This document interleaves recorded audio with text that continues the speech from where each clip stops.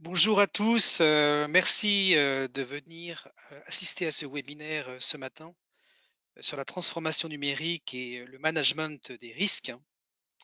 Alors, les projets de transformation numérique des entreprises est généralement abordé par la question comment faire pour que ça marche. Alors d'abord, je ne me suis pas présenté, je suis, excusez-moi, je suis Pierre-Xavier de Marliave, je suis directeur des programmes inter et intra-entreprise à Centrale Supélec Executive Education. Donc, la transformation numérique des entreprises est généralement abordée par la question comment faire pour que ça marche. Voilà, comment faire en sorte d'anticiper les aléas et les incertitudes dans un projet de transformation numérique. Alors, l'approche globale des risques apporte des réponses pragmatiques et capitalisables. Elle permet d'éclairer des directions métiers, des directions du numérique, des directions générales, dans les choix cruciaux et engageants qu'elles doivent opérer. Elle permet d'aborder l'ensemble des enjeux et facteurs de risque, des risques stratégiques, des risques humains, technologiques, réglementaires, juridiques, financiers et aussi éthiques. Alors, bien sûr, il ne faut pas oublier les risques cyber et de sécurité économique. Et la réussite de la transformation numérique passe nécessairement par l'aptitude à avoir une vision à 360 sur ces différents enjeux et les différents risques. Alors, pour animer ce webinaire ce matin, je suis accompagné de spécialistes. Sébastien Delmotte, qui est docteur en sciences du vivant et modélisation. Alors, il a une double spécialité, d'une part en management des risques et d'autre part en modélisation et intelligence, modélisation statistique et intelligence artificielle. Il co-dirige la société EMAD Environnement, dont il est le cofondateur, qui est une société qui accompagne ses clients dans leurs projets de développement technologique, d'innovation et d'intelligence artificielle. Ça va de la définition de la stratégie jusqu'à la conception d'algorithmes et à leur mise en production. Le tout encadré par des méthodes reconnues. Merci Sébastien d'être avec nous ce matin.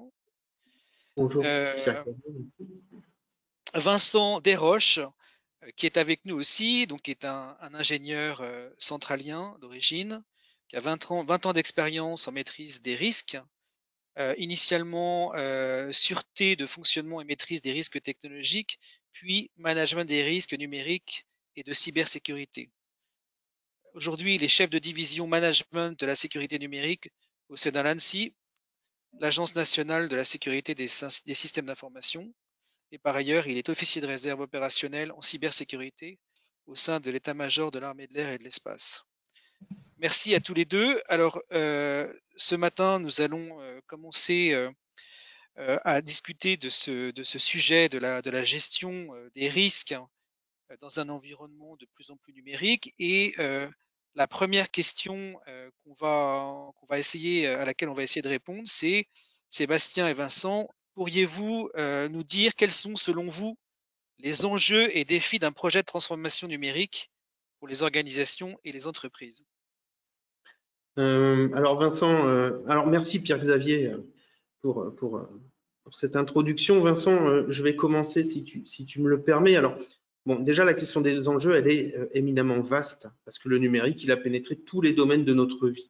Donc, il serait un peu présomptueux de prétendre pouvoir la couvrir dans les quelques minutes qui sont dédiées finalement à cette question. Alors, avant de répondre, je vais évoquer quelques références qui sont, à mon avis, éclairantes. Alors, le livre de Gilles Babinet qui s'appelle Transformation digitale, l'avènement des plateformes.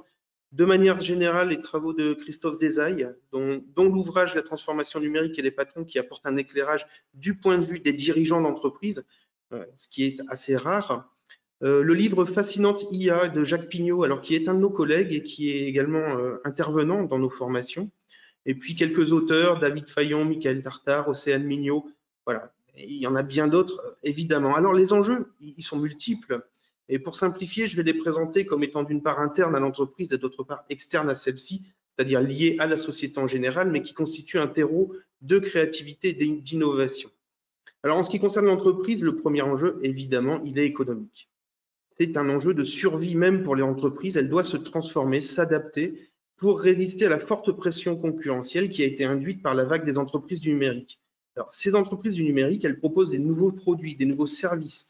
Elles viennent également directement concurrencer l'offre traditionnelle, avec les caractéristiques suivantes: une forte réduction des coûts de transaction, la désintermédiation, la dématérialisation, de nouvelles sources de revenus et de modèles économiques comme les revenus publicitaires, le financement participatif, et on a même de la concurrence de professionnels par des particuliers au travers d'un certain nombre de plateformes.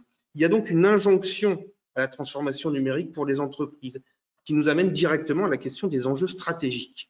Alors, pour résumer cette question des enjeux stratégiques pour l'entreprise, eh bien, c'est la définition même de la raison d'être de l'entreprise qui va être en jeu. Quelle est sa vision? Qu'est-ce qu'elle souhaite proposer? Est-ce qu'on parle de nouveaux produits, de nouveaux services, de nouvelles façons de les vendre, de les faire connaître, de nouvelles façons de les concevoir, de les produire, de les sécuriser, d'en réduire les coûts? En d'autres termes, quels sont les facteurs d'attrait pour l'entreprise? Quelle position concurrentielle souhaite-t-elle conquérir? Et sur quels atouts souhaite-t-elle s'appuyer? Alors, une fois que cette stratégie et cette vision sont définies, il faut pour l'entreprise pouvoir adapter son organisation et son fonctionnement, mais également ses opérations. Alors, par exemple, comment va-t-on adapter une supply chain et un système de production qui est destiné à la consommation de masse à une offre de produits personnalisée? Parce que ce qu'on appelle le customer centric, l'offre de produits personnalisés, c'est une grande tendance aujourd'hui du numérique. Il faut donc pouvoir adapter les moyens de production à cette offre personnalisée. Alors, il y a d'autres enjeux, les enjeux, par exemple, les enjeux scientifiques et techniques. Alors, ces enjeux passent d'une part par la mise en œuvre de nouvelles technologies, qui doit être faite de manière raisonnée, pertinente vis-à-vis des objectifs stratégiques, d'où l'importance de bien les définir, et puis également économiquement viable à court, moyen et long terme. D'autre part, ça passe également par la conception et la production de nouveaux savoirs, de nouvelles technologies, et cela, ça doit s'appuyer sur une recherche et développement qui doit être forte dans l'entreprise. Alors, je vais évoquer de manière très rapide, parce que la question est complexe, les enjeux sociaux dans l'entreprise. C'est-à-dire quelle place ont les individus dans l'entreprise et quel est leur rapport au travail. L'automatisation, jusqu'à très récemment, elle n'a été cantonnée qu'aux chaînes de production avec les robots, donc la robotique de production, mais aujourd'hui, elle touche toutes les fonctions de l'entreprise, les fonctions de service, de support, de recherche et même de gouvernance et de prise de décision appuyées sur les IA. Et tout ça, ça se produit dans un contexte de fossé générationnel entre, d'une part, les jeunes qui arrivent, les digital natifs, comme on les appelle, qui ont finalement une philosophie de vie et un rapport au travail qui est très différent des anciens, dont on peut faire partie, effectivement, qui n'ont connu le numérique que sur le tard, qui ne sont pas nés avec. Alors, les questions suivantes émergent, la question de l'acceptation sociale de la transformation numérique, de l'adhésion au projet de transformation numérique dans l'entreprise, mais aussi de la responsabilisation des individus. L'individu aujourd'hui dans l'entreprise, c'est aussi un support de données. L'individu est jugé par rapport à des indicateurs numériques, ses performances par exemple. Donc, quelle est sa responsabilisation vis-à-vis de cela? Quelle est la valorisation de son travail? Et puis, on peut aussi se poser la question, de manière plus générale, de la place du savoir et des connaissances dans l'entreprise.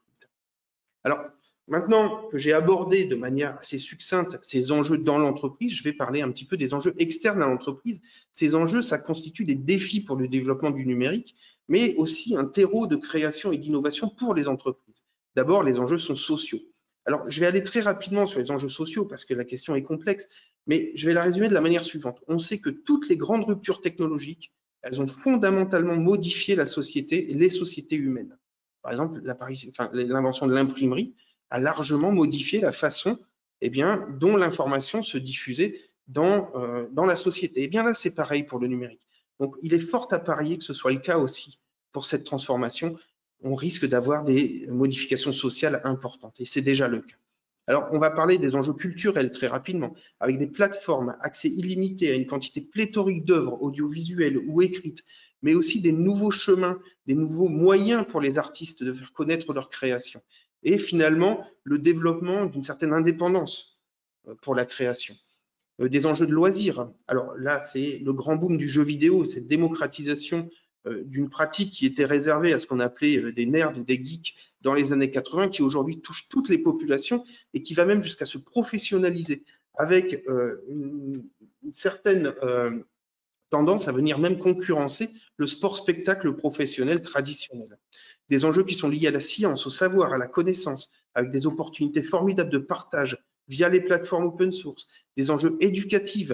La crise du Covid a révélé finalement ce développement des plateformes d'enseignement à distance. Et cela entraîne un fort courant d'innovation pédagogique. On ne peut pas enseigner de la même façon à distance qu'on le faisait traditionnellement en présentiel. Et je vais parler également des enjeux écologiques, environnementaux.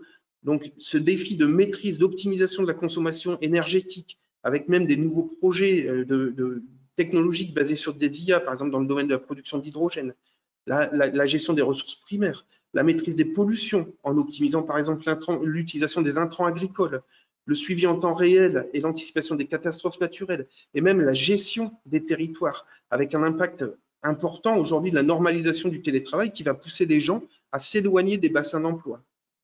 Et enfin, je terminerai pour ces enjeux sur les enjeux de santé. Alors, la donnée et la modélisation au service des politiques de santé publique, on est en train de le vivre. Les diagnostics avec des avancées énormes dans le domaine de l'imagerie médicale grâce à l'IA, la médecine prédictive, la médecine assistée, la télémédecine, la médecine réparatrice, la recherche pharmaceutique, avec l'utilisation des IA pour screener un grand nombre de conformations moléculaires pour pouvoir trouver des molécules efficaces. Et même l'agroalimentaire, où le numérique va aider finalement à mettre l'alimentation au service de la santé. Et il y a bien d'autres enjeux encore. Alors pour finir, juste, le numérique, c'est le support de nombreuses innovations dans tous les domaines, on le voit, mais on peut penser que ce n'est que le début. Je pense on est très loin de la phase de maturité, il y a encore beaucoup de champs qui sont dans l'inconnaissable, qui vont être découverts, qui vont être à explorer, et on peut s'attendre à énormément de succès à l'avenir, mais aussi beaucoup d'échecs. Merci je passe Sébastien. la parole à Vincent. Ouais, merci beaucoup. Bonjour à toutes et tous. Et effectivement, pour rebondir sur ce que vient de dire Sébastien, je crois avoir lu qu'un certain nombre de métiers dans 10 ans n'existent pas actuellement et vont se créer. Donc on voit ce bouleversement numérique qui est à tout niveau. Côté armée, puisque je fais de la réserve au sein de l'armée de l'air et de l'espace, on voit également que le numérique change également la façon dont on entrevoit l'engagement des combattants, les doctrines d'emploi, et donc tout le monde y réfléchit.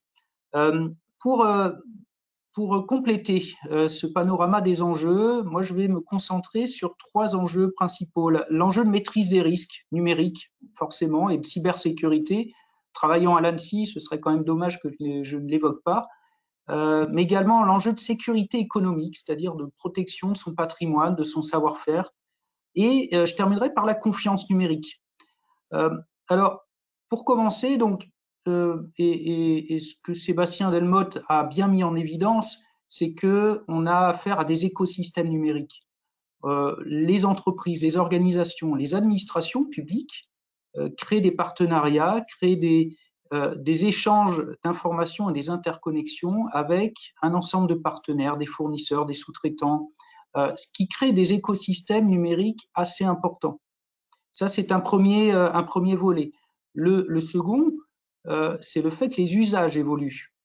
Dans quelques semaines, quelques mois, les citoyens français, et ça c'est une demande de l'Union européenne, donc c'est pour être conforme à l'Union européenne, les citoyens français vont se doter progressivement de cartes nationales d'identité dites électroniques, en tout cas qui contiendront une puce avec un certain nombre d'éléments. Donc vous voyez, les usages vont évoluer. Avec cette carte, tout comme la carte vitale d'ailleurs, vous pourrez faire un certain nombre de choses. Vous identifiez, vous authentifiez sur des sites, etc., etc. Donc ça, c'est génial parce qu'on a des usages qui sont extrêmement intéressants. L'envers du décor, et c'est là où je veux en venir, c'est qu'il y a un certain nombre d'acteurs malveillants. On y reviendra tout à l'heure, je ne vais pas détailler là, mais qui se sont dit que ce serait une très bonne idée d'utiliser toute cette surface d'attaque pour mener des opérations, et on est en plein dans la cybersécurité. Si vous suivez l'actualité, et vous avez dû constater qu'un certain nombre d'entreprises, d'organisations font l'objet de cyberattaques. Et ça, c'est un premier enjeu fort, c'est que toute organisation qui de toute façon se numérise, s'interconnecte, qui met ses actifs, c'est-à-dire ses bijoux de famille industriels ou de services dans le numérique, sont vulnérables à des cyberattaques. Et nous, on observe à l'ANSSI des organisations, des entreprises qui subissent des cyberattaques qui les mettent, qui peuvent jusqu'à les mettre à terre. Donc ça, c'est un enjeu extrêmement fort pour toute organisation de bien saisir ce besoin de maîtrise du risque numérique et de cybersécurité.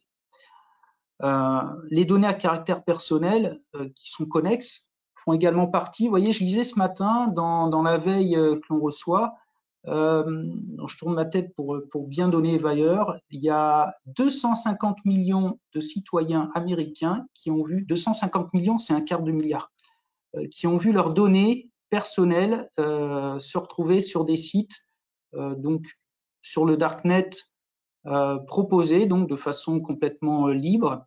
Et ça veut dire que vous êtes un de ces citoyens américains et vous avez votre nom, votre prénom, votre numéro de téléphone, votre date de naissance, vos données d'état civil qui se retrouvent à la portée de tout le monde.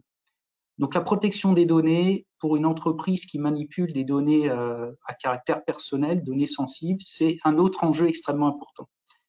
Quelques mots sur la sécurité économique. Je pense que parmi les personnes qui participent à ce webinaire, il y en a il y en a qui seront sensibles à ça. On est en pleine compétition économique entre États-puissances. Il y a une concurrence féroce.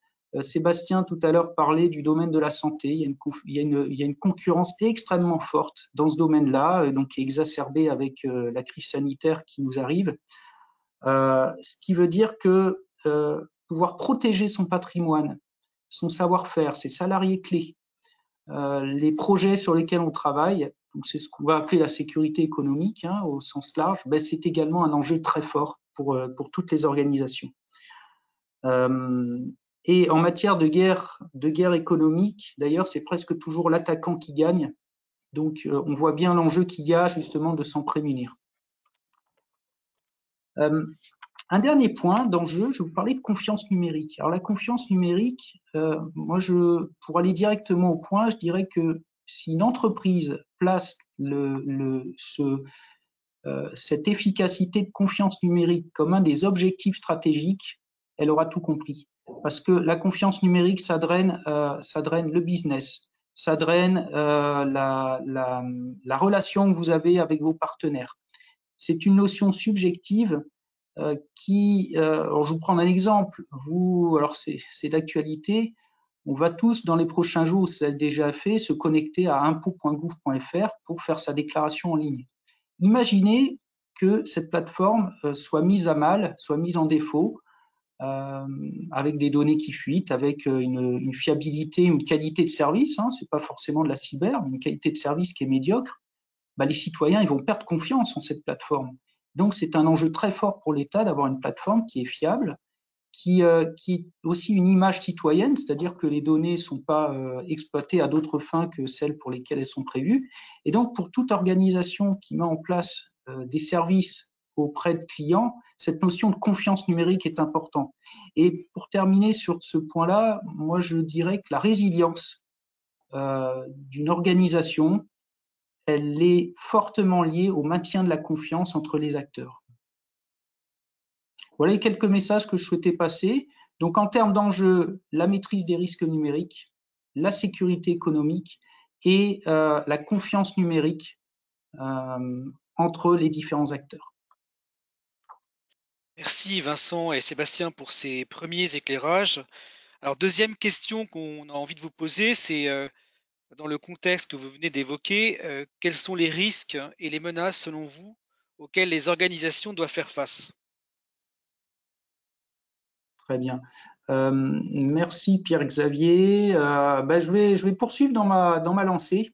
Et puis Sébastien, après je te repasse le bâton. Moi je vais vous parler de menaces cyber. Voilà, on est assez bien placé pour en parler. Je vais vous donner quelques mots sur la menace cyber et puis je serai preneur aussi de vos réactions par la suite. Mais globalement, pour une entreprise, qu'elle soit grande ou petite, vous êtes confronté à trois grandes menaces. La première, c'est la cybercriminalité. Chaque semaine, chaque jour même, il n'y a pas une journée où on n'observe pas une attaque par rançongiciel de la part de groupes cybercriminels qui sont situés à l'autre bout du monde, si j'ose dire, ou à côté d'ailleurs.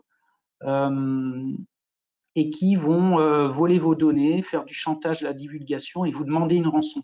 Je lisais récemment que le montant moyen demandé des rançons a encore augmenté de 40% en quelques mois dans certains secteurs. C'est extrêmement coûteux. On a des acteurs malveillants qui demandent plusieurs millions d'euros de rançon à des entreprises, des ETI, des entreprises de taille moyenne. Donc la cybercriminalité, c'est une menace extrêmement forte et préoccupante qui est à prendre en compte. Et d'ailleurs, le message de l'ANSSI, c'est pour chaque entreprise, bâtissez votre bouclier anti-rançongiciel. La deuxième menace en matière de cyber, c'est l'espionnage. L'espionnage a toujours existé. Hein. Il y a un siècle, il y a 2 siècles, et puis on se rappelle comment d'ailleurs nos voisins britanniques ont réussi à bâtir leur empire du thé en allant espionner ce que faisaient les Chinois. Tout le monde le fait, sauf que le vecteur cyber, il permet de le faire de façon discrète, plus efficace et à moindre coût.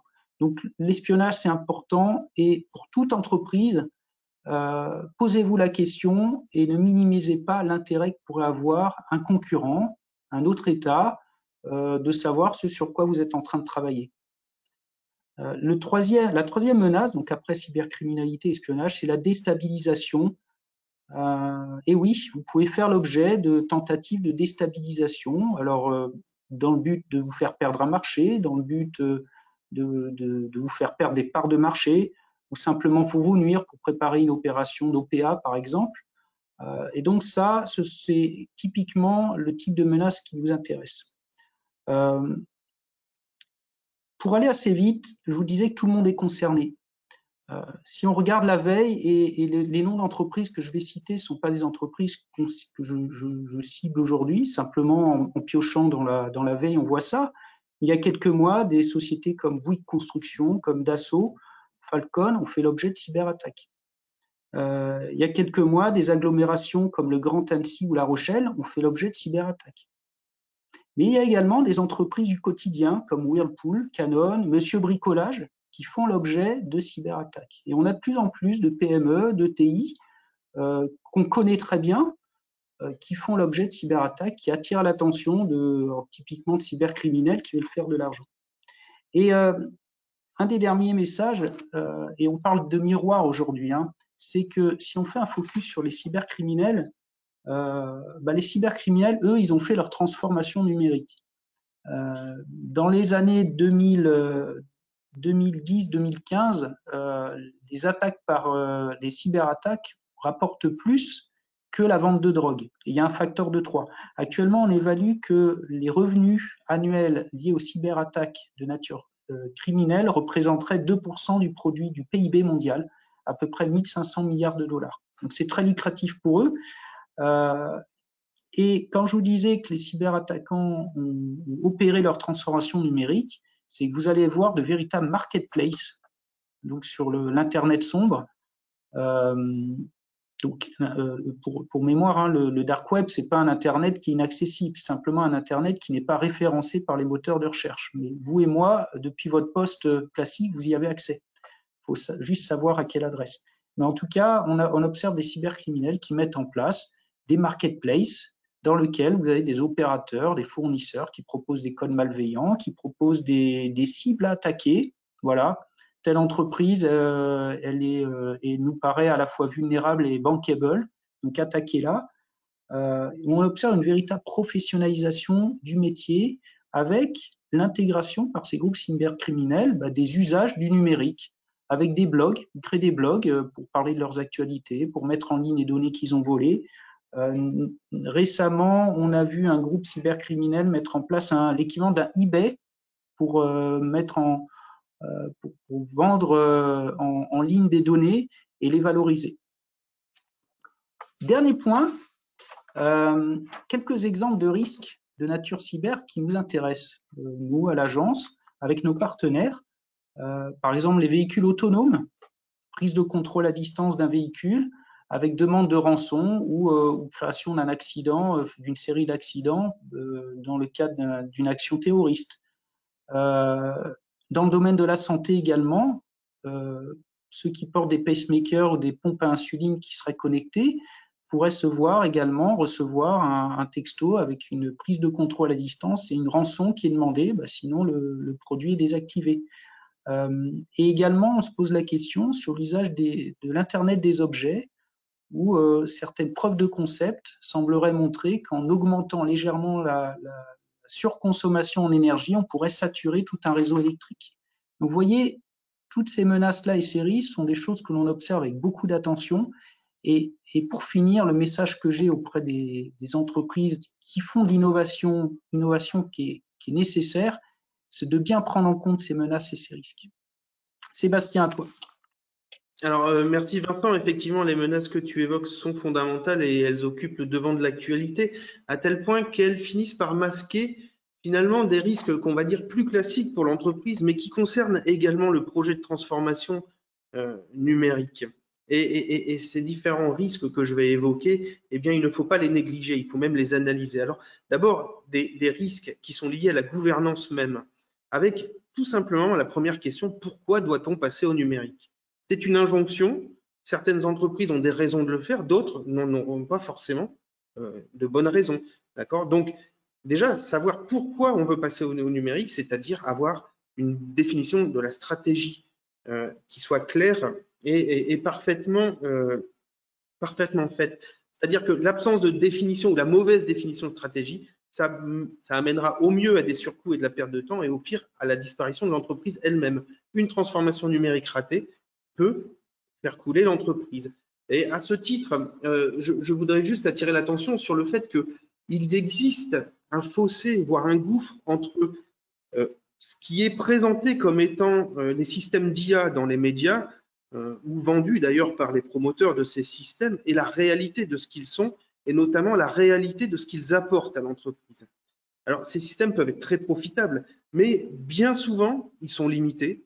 Il y a des questions de biais, d'incertitudes qui sont mises sous le tapis et ils ne sont absolument pas la garantie de profit, de rentabilité pour l'entreprise, avec un effet pervers que moi j'ai observé dans ma pratique, qui est la perte de confiance vis-à-vis des outils numériques par les dirigeants parce que les résultats ne correspondaient pas à l'idée qu'ils en avaient, parce qu'ils avaient été mal conseillés au départ. Donc, ce que je conseille, c'est pour la gouvernance et pour les dirigeants, eh bien, de bien s'entourer pour conserver un regard critique vis-à-vis de ces outils et pour que les incertitudes et les biais soient explicités et compris. Alors, second problème lié à la gouvernance, c'est le problème le risque lié à la régulation par la loi et l'évolution des cadres juridiques. Alors, le cadre juridique, bien entendu, il est considéré comme nécessaire parce que c'est un bouclier protecteur vis-à-vis d'un certain nombre de dérives, mais les entreprises doivent pouvoir y répondre. Et une évolution de réglementation, ça peut impliquer des moyens nécessaires plus importants en termes financiers et humains, et ça peut aller même jusqu'à provoquer la disparition d'acteurs les plus fragiles, au profit des acteurs qui sont les plus importants et qui sont déjà armés pour pouvoir répondre à cette contrainte politique qui est la contrainte juridique et à cette contrainte de standardisation. Et actuellement, sur l'image de ce qui a été fait sur le RGPD, l'Union européenne est en train d'élaborer un cadre juridique pour encadrer l'utilisation des systèmes d'intelligence artificielle. Cela aura un impact fort sur les entreprises et je crains notamment que pour les startups, ça puisse poser un certain nombre de difficultés en raison des moyens nécessaires pour pouvoir répondre à cette standardisation. Et puis en miroir de la régulation par la loi, il y a l'éthique. Alors l'éthique, c'est l'ensemble, de manière assez succincte, l'ensemble des contraintes de nature morale et non régulées. Et le risque éthique, il est fondamental dans la transformation numérique si on veut qu'elle soit acceptée, si on veut de l'adhésion. Et ce risque éthique, il se pose vis-à-vis des conditions de travail et de la protection sociale. On a parlé de l'ubérisation, par exemple, vis-à-vis de la liberté individuelle et collective, vis-à-vis de la propriété des données, vis-à-vis des moyens d'influence de masse, vis-à-vis de la justice, quand on parle de système de surveillance ou de prédiction, de prévention de la criminalité. C'est un sujet très actuel puisque actuellement, le Parlement doit se prononcer sur l'utilisation, la généralisation d'un système de surveillance basé sur des systèmes d'IA. Et puis vis-à-vis du respect de l'éthique individuelle des collaborateurs dans l'entreprise. On peut citer l'exemple récent de Microsoft et sa contractualisation avec le département de la défense US qui a généré une vague de départ de l'entreprise de salariés qui n'étaient pas d'accord avec cette cette contractualisation. Alors, très rapidement, on peut évoquer les risques économiques et financiers avec un taux d'échec des startups dans le numérique qui est énorme. Un taux d'échec compris entre 60 et 90%. La fourchette est large, mais les études voilà, selon les différentes études, pardon. Des difficultés de valorisation des services numériques pour certaines entreprises et l'échec des produits. Lancer un produit dans le numérique, il faut qu'il ait une pertinence, il faut qu'il ait une cible, il faut qu'il y ait un besoin. Le coût non maîtrisé de la transformation numérique, avec parfois des centaines de milliers d'euros qui sont dépensés en pure perte pour des services numériques qui ne fonctionnent pas, soit parce qu'ils sont défaillants, soit parce qu'ils n'ont pas de cible client. D'accord ? Et ça, je dirais que la transformation numérique étant issue du monde informatique, il y a une certaine idée comme quoi le projet de transformation numérique doit être agile. Mais agile ne veut pas dire non structuré. Agile ne veut pas dire qu'il ne faut pas anticiper. Agile, ce n'est pas forcément regarder les choses et les traiter au jour le jour. D'accord ? Il faut de la structure, il faut de l'anticipation. Et on voit dans certaines grandes entreprises même des transformations numériques qui sont de la pure perte économique. Et puis enfin, j'évoquerai l'effet des bulles financières. Alors ça, c'est très propre au numérique. Une monétarisation de startups complètement déconnectées de leur vraie valeur, de leur valeur économique réelle. Et on peut parler de la nouvelle bulle qui est en train d'arriver des États-Unis, qui est la bulle de la space tech. Donc les technologies de l'espace qui passent dans le giron du privé. Très rapidement, les dangers techniques et technologiques. Alors, les événements récents nous ont rappelé une chose qui est fondamentale. Le monde numérique repose sur un monde physique. C'est pas parce que ça s'appelle le cloud que ça vit dans les nuages, d'accord ? On a du hardware, on a des bâtiments, on a des réseaux de distribution d'énergie et de données qui sont constitués de câbles. Et toutes ces structures physiques, elles sont tout autant soumises à des dangers et des menaces que ne le sont celles qui supportent les activités traditionnelles. Un problème d'incendie sur un bâtiment qui héberge des serveurs, ça peut mettre à mal des dizaines d'entreprises. Petit imprévu. Alors, ce que je voulais dire, c'est que en parlant du hardware informatique, celui-ci peut être rapidement obsolète, ce qui a conduit les entreprises à externaliser leurs moyens de calcul vers le cloud. Donc, nouvelle dépendance au cloud. Ça peut être source d'obsolescence. Et puis, il y a les technologies algorithmiques qui elles-mêmes évoluent très rapidement. Et ça peut être aussi source d'obsolescence et ça contribue à une faible capitalisation dans l'entreprise. À titre d'exemple, il y a 20 ans, la majorité des logiciels étaient dits desktop, c'est-à-dire installés localement sur un PC. Aujourd'hui, la majorité des logiciels sont conçus comme des services web. Ça a amené les clients à devoir changer leurs usages et leurs logiciels et ça amène les éditeurs à devoir reconcevoir leurs outils. Et donc, faible capitalisation à long terme. Alors, les risques réputationnels, Vincent en a parlé, passer à l'ère numérique, c'est s'exposer à des risques médiatiques et réputationnels beaucoup plus importants qu'avant, surtout dans le contexte de surréactivité des réseaux sociaux. Une petite communication non maîtrisée d'une entreprise, ça peut entraîner une traînée de poudre et devenir rapidement délétère. On l'a vu il n'y a pas très longtemps avec Danone et son eau minérale. Alors, c'est complètement fou, mais c'est comme ça que ça fonctionne. Et même la communication d'un individu qui parle en son nom peut avoir des conséquences négatives pour sa propre entreprise. Et enfin, le numérique amplifie, comme Vincent l'a dit, les actions de malveillance réputationnelle dans un cadre d'influence économique. Enfin, des dangers environnementaux, il ne faut pas nier que le numérique, qui repose sur du physique, peut aussi créer des problèmes, par exemple, de matières premières. La pénurie des terres rares qui sont utilisées dans la fabrication des composants électroniques. Actuellement, on voit un effet direct des changements climatiques concernant la production de semi-conducteurs à Taïwan. Pourquoi ? Parce qu'il y a une sécheresse à Taïwan depuis 2 ans et que pour produire les semi-conducteurs, il faut une énorme quantité d'eau. Et donc, les entreprises de production de semi-conducteurs ne sont plus en mesure de fournir la demande mondiale. On a aussi, par exemple, la pénurie des GPU, avec une forte demande liée aux jeux vidéo pendant la période Covid et aussi une très forte augmentation de l'utilisation des GPU dans les fermes de minage de crypto-monnaies. Avec aujourd'hui, si cherchez une carte graphique performante sur Internet ou en magasin, vous n'en trouverez pas. Alors, on a l'augmentation de la consommation énergétique en elle-même.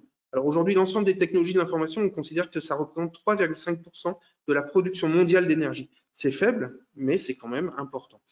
Des pollutions dues à la surconsommation de matériel informatique et électronique avec des matériaux polluants non recyclables et enfin des infrastructures qui peuvent être impactantes sur les territoires et les paysages. Donc voilà, ça c'est qu'un aperçu des nombreux dangers. Mais ce que je veux dire par là, c'est qu'il est nécessaire pour les entreprises et les organisations générales de les évaluer au cas par cas à la lumière de leurs objectifs stratégiques et des objectifs de l'activité considérée.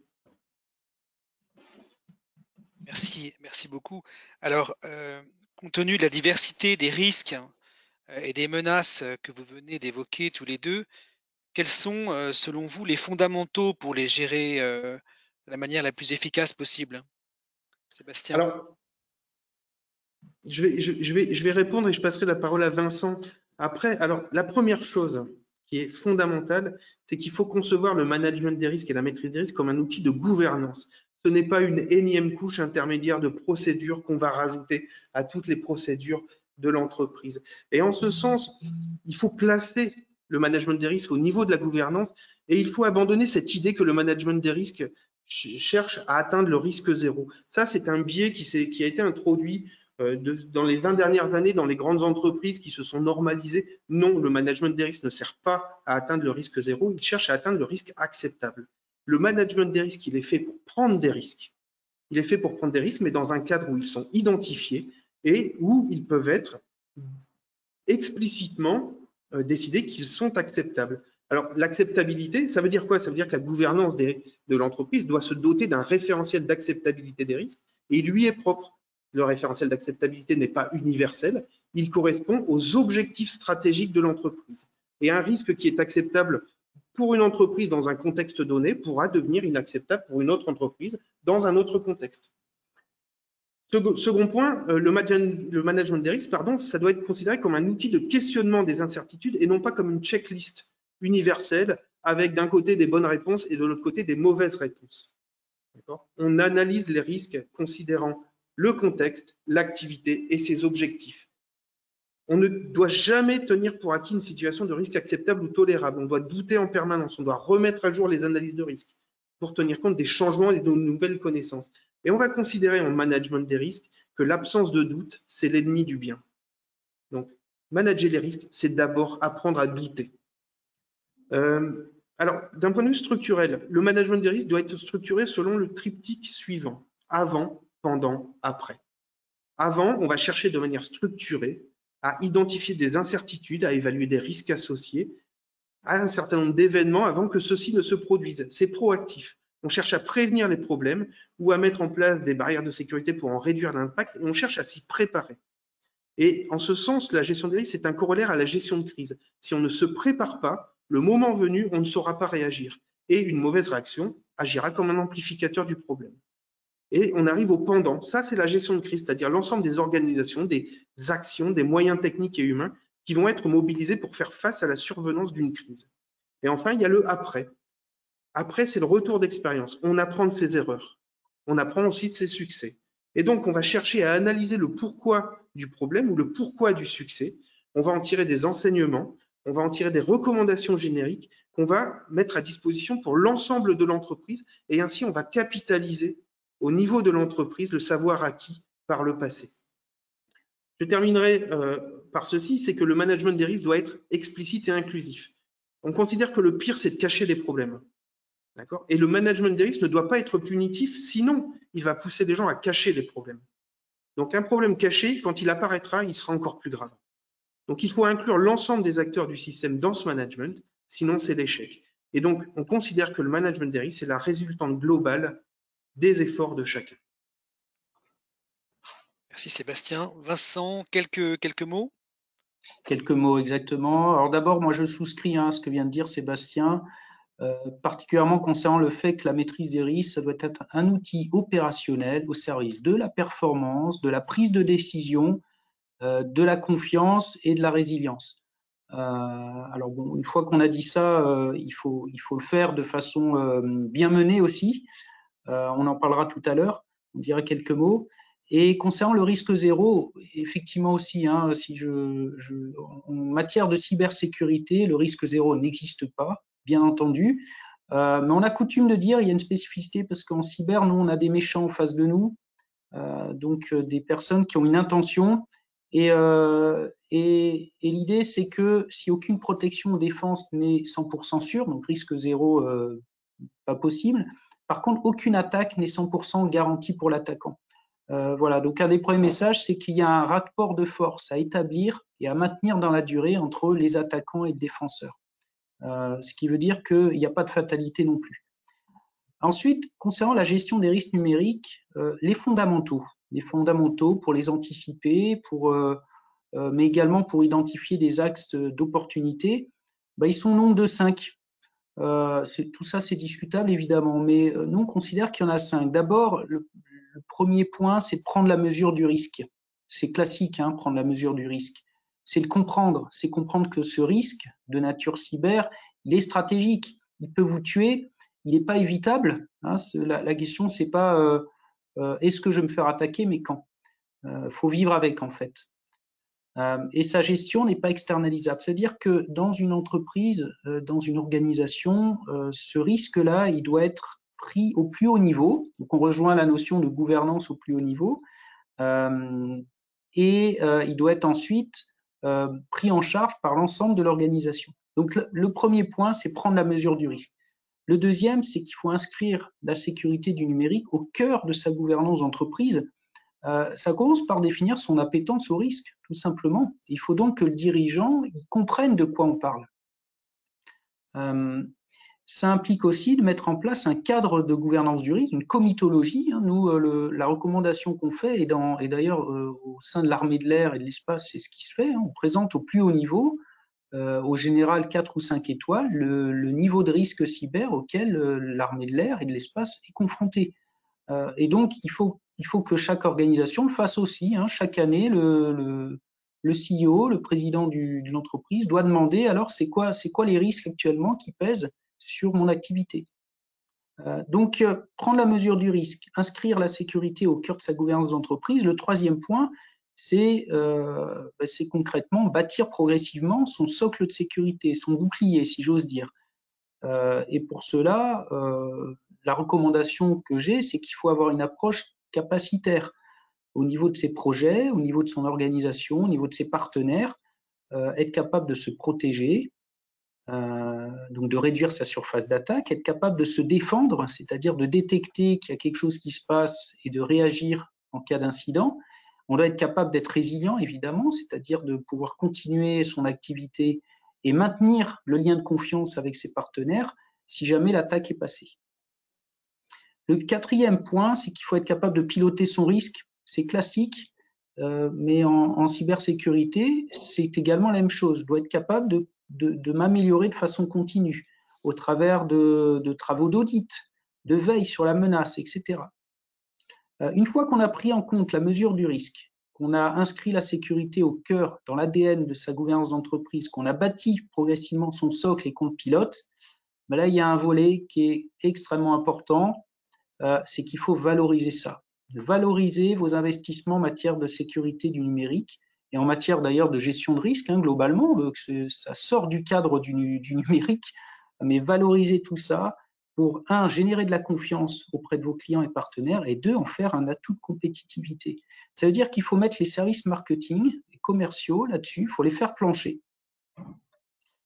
Et pour terminer sur ce point-là, les petits plus, donc on parle des fondamentaux, hein, donc je vous ai donné les 5 fondamentaux qui nous paraissent intéressants, mais les petits plus, c'est qu'il faut, ou les grands plus, il faut maîtriser son écosystème, on en a parlé, hein.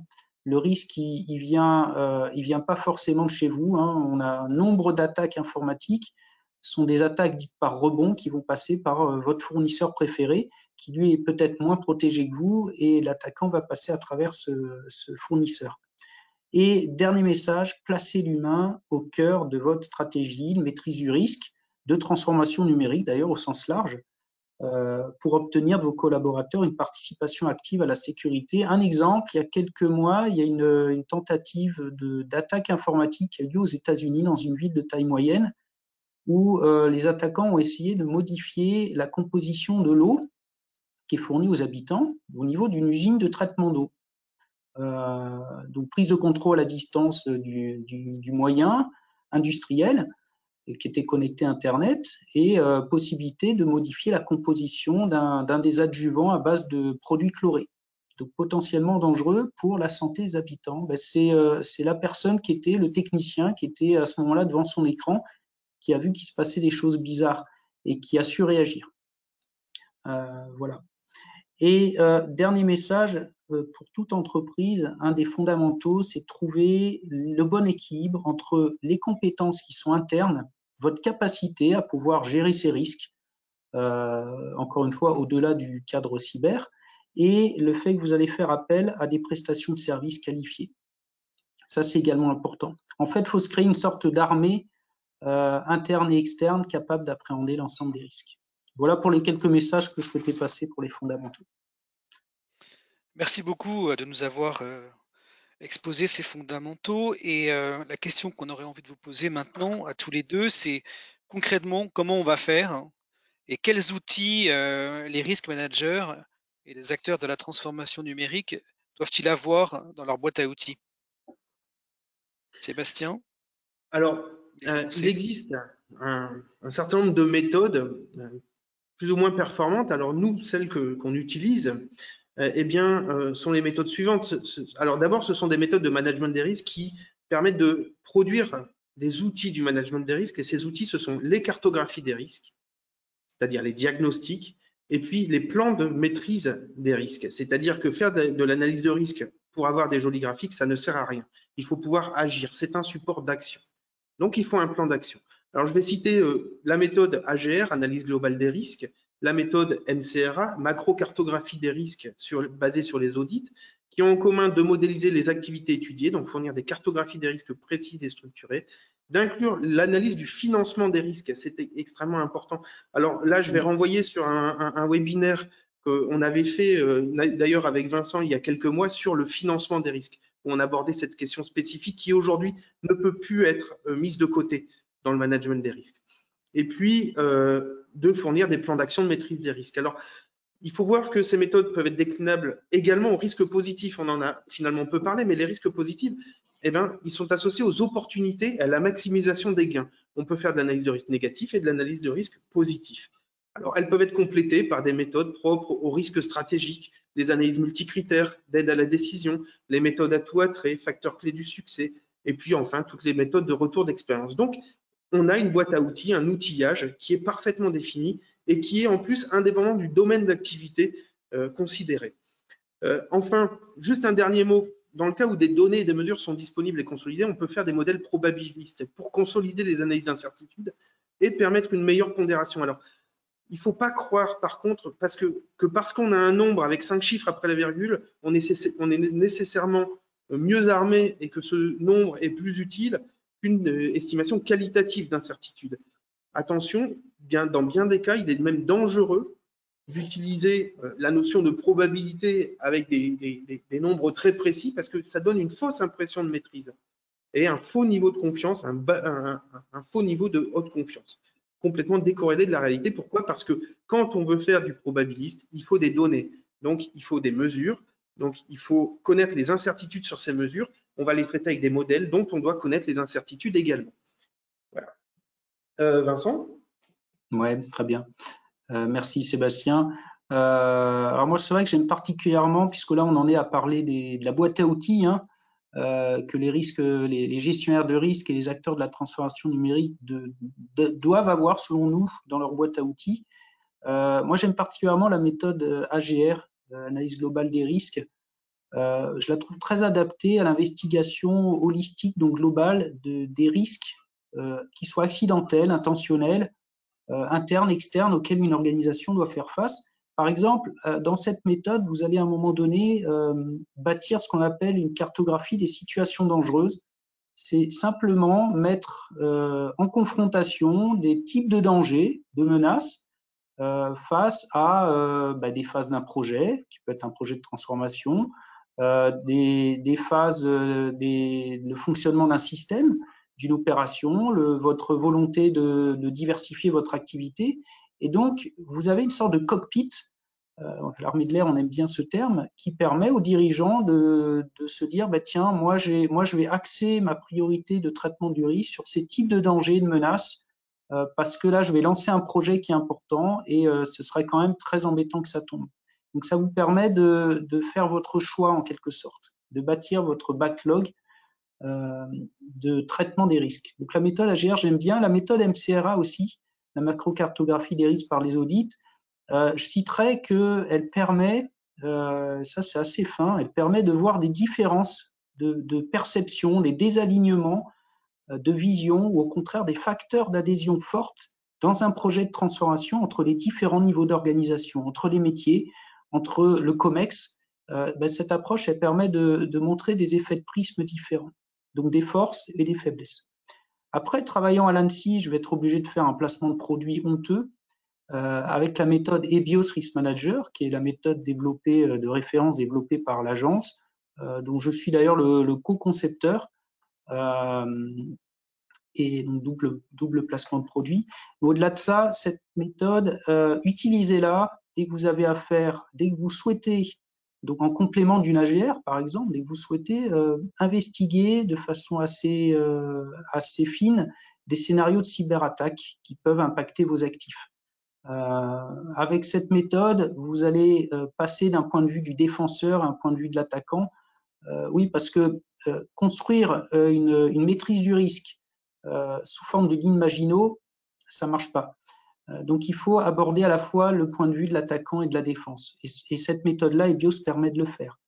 Vous allez avec cette méthode combiner l'approche par conformité et l'approche par scénario. Si on a des spécialistes de l'analyse de risque dans la salle, vous saurez que globalement, il existe deux approches pour aborder un risque, l'approche par conformité, l'approche par scénario. Mais dans EBIOS, on a pris en compte les deux parce que dans certains cas, la conformité peut suffire à faire face à un certain nombre de risques de nature cyber.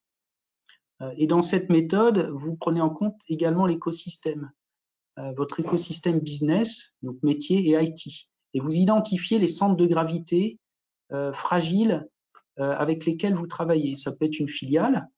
Rappelons-nous que l'attaque en 2017, qui s'appelle NotPetya, pardon, donc qui a touché globalement l'Ukraine, mais après un certain nombre d'acteurs, est issue d'un code malveillant qui était intégré dans un des logiciels d'un éditeur et donc qui est passé ensuite chez le client. Voilà. Donc en termes de méthode, effectivement, moi, je pense que dans une boîte à outils, avoir l'AGR, la MCRA et BIOS, vous êtes déjà bien armé. Merci beaucoup à tous les deux pour ces éclairages très instructifs. Nous arrivons à la fin de ce webinaire, il reste 5-6 minutes. Vincent, un dernier mot pour finir et puis Sébastien, vous aurez le mot de la fin. Ok, très bien. Merci Pierre-Xavier. Pour faire simple, pour faire rapide, deux messages. La première, c'est que le management du risque, il doit vous servir aussi bien à identifier les aléas et les incertitudes qu'identifier des leviers de démultiplication et d'efficacité et d'opportunité. Voilà. Deuxième message, donc second message, vous devez, quand vous faites de l'analyse de risque, avoir deux idées en tête. La première est un intérêt défensif, donc de protection et de défense de votre patrimoine. Grâce à l'analyse de risque, vous allez vous défendre, vous allez vous protéger. Mais ce n'est pas suffisant. Utilisez l'analyse de risque également dans un état d'esprit offensif. Alors attention, je m'explique, le but, c'est pas d'attaquer en face, mais simplement plutôt de conquête. L'analyse de risque, elle va vous permettre de conquérir de nouveaux marchés, de rechercher des axes de compétitivité. Donc, utilisez l'analyse de risque aussi bien de façon défensive que dans un esprit de conquête. Voilà. Alors, bien évidemment, je ne peux qu'adhérer à ces messages. Alors, moi, j'aurais un message peut-être un petit peu plus général qui est que savoir douter et être créatif, ce sont les deux qualités majeures d'un gestionnaire des risques, que ce soit pour les risques classiques d'entreprise ou la transformation numérique. Donc, toujours placer le doute au centre et toujours placer l'imagination et la créativité. Voilà. Merci beaucoup à tous les deux. Alors, il nous reste pas beaucoup de temps malheureusement pour prendre quelques questions de participants.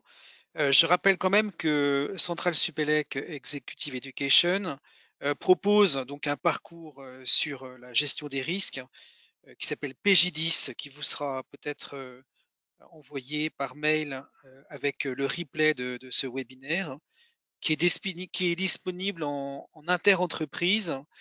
en intra-standard. Donc, on est capable de rassembler les personnes d'une même organisation, d'une même entreprise pour leur délivrer le parcours.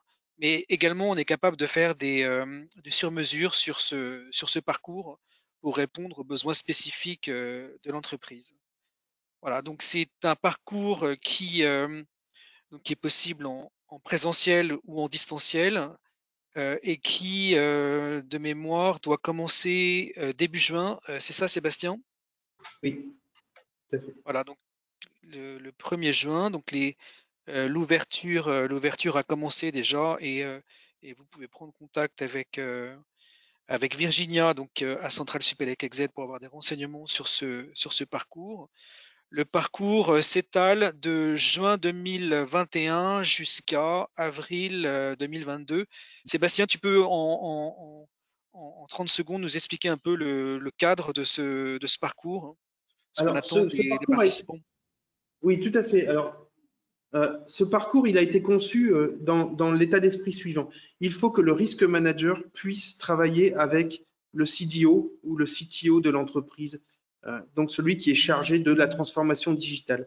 Et donc, on va avoir un parcours qui va à la fois fournir les armes, les outils de risk management pour les participants, et puis qui va également avoir des modules en commun avec une autre formation qui est la formation de Centrale Supélec Executive Education, donc la formation CDO pour les Chief Digital Officer, donc qui est dirigée par Caroline Venn, et un module de rencontre entre les CDO et les risk managers pour qu'ils puissent effectivement échanger et puis travailler ensemble sur cette notion de risque à l'ère numérique et cette notion de risque numérique.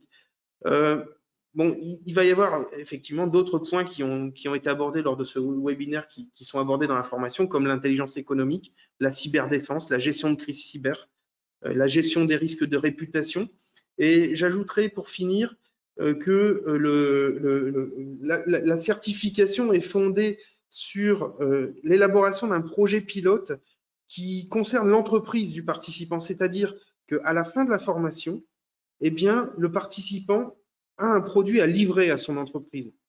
Et ce produit, eh bien, c'est un projet d'analyse et de management des risques concernant la transformation numérique ou un point particulier de cette transformation numérique, bien entendu. Donc, directement valorisable.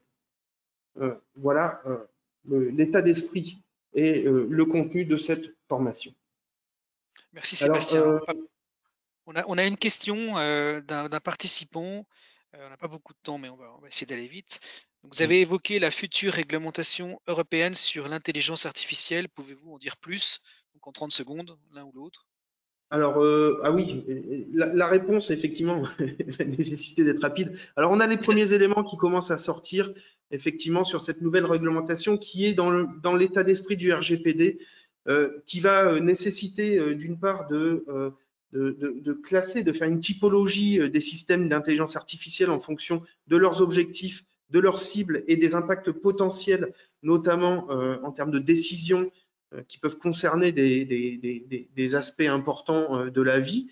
Donc, séparer les algorithmes qui auront un impact fort de ceux qui en auront un impact beaucoup plus faible. Et puis, très probablement, eh bien, un certain nombre d'obligations concernant de l'analyse des risques sur ces systèmes d'IA. Donc, on est en plein au cœur du sujet parce que l'IA qui s'est développée indépendamment de la gestion des risques, eh bien, les deux domaines sont en train de se rejoindre. Voilà. Voilà, petit complément. Donc, c'est un règlement, une proposition de règlement qui a été adoptée par la Commission européenne le 21 avril, donc il y a vraiment quelques jours. En allant sur le site de la Commission, vous le trouverez. On peut aussi imaginer de le mettre de le poster en ligne avec les résultats. Mais en tout cas, c'est très récent et très intéressant. Il y a vraiment des choses à faire. Merci beaucoup Sébastien, merci beaucoup Vincent. Il est 12h32, donc on est pratiquement dans le timing. Malheureusement, on ne peut pas prendre d'autres questions. On n'a plus qu'à vous souhaiter une très bonne journée. N'hésitez pas à revenir vers nous pour des questions que vous auriez suite à ce webinaire qui a été très complet, très, très riche en exemples. Donc, je vous remercie vraiment tous les deux. Et puis, on se tient à votre disposition pour de plus amples informations. Bonne journée à tous. Merci beaucoup. Très bien. Merci Pierre-Xavier. Merci. Merci Sébastien.